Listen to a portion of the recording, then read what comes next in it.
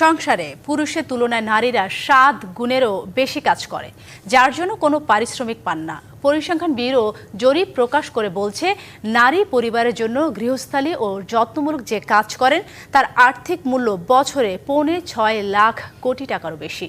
নারী রান্নার জন্য সংসারে যে শ্রম ও সময় ব্যয় করেন তার আর্থিক মূল্য প্রায় 2.5 লাখ কোটি টাকা। রাজধানী আগারগাঁওয়ে বিবিএস ভবনে বাংলাদেশে অবৈতনিক কাজের স্বীকৃতি নিয়ে ইউএন ইউমেনের সহযোগিতায় পরিসংখ্যান ব্যুরো জরিপ প্রকাশ করে। বাংলাদেশ সহ 36টি দেশে এই ধরনের জরিপ প্রকাশ করা হয়েছে। অবৈতনিক কাজের এই হিসাব জিডিপিতে সংযুক্ত করা হবে জাতিসংঘের অনুমোদন সাপেক্ষে।